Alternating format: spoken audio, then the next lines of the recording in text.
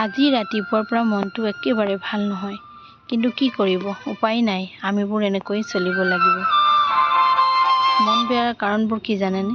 আজি হাজবেণ্ড যাবগৈ, তেওঁ যোৱাৰ দিনাও যেন তেওঁৰ আহৰি নাই। কাৰণ ঘৰৰ যিবিলাক কাম কাজ তেওঁ নাহিলে যেন একেবাৰে সম্ভৱ নুঠে। সেইকাৰণে তেওঁক আবেলি বজাৰলৈ লৈ গ'লোঁ ঘৰৰ এখন কেছ টেবুল কিনিবৰ কাৰণে, যিহেতু আগৰ টেবুলখন একেবাৰে বেয়া হৈ গৈছে। আৰু এয়া বজাৰলৈ গৈ আমি চাই মেলি এখন টেবুল লৈ ল'লোঁ, সেইখনেই আপোনালোকে যিখন দেখিছে। আৰু আজি যিহেতু তেওঁ ৰাতি এতিয়া যাবগৈ, গতিকে তাৰ কাৰণে তেওঁ ৰেডি হৈ গ'ল। আৰু ৰাতি বাজি আছে এতিয়া 11টা, আৰু ৰাতি তেওঁক ল'ৰাৰ লগত অকণমান খেলিছে। আৰু খেলি মেলি তেওঁ এতিয়া গাড়ী আহিব, গতিকে গাড়ী অহাৰ লগে লগে তেওঁ এতিয়া যাবগৈ। তেওঁক আকৌ লগ পোৱাৰ প্ৰতিশ্ৰুতিৰে এয়া মই ৰাতি তেওঁক বিদায় দিলোঁ। সেয়াই আৰু ভগৱান আপোনালোকেও আশীৰ্বাদ কৰিব, তেওঁ যাতে ভালে থাকে, য'তেই আছে।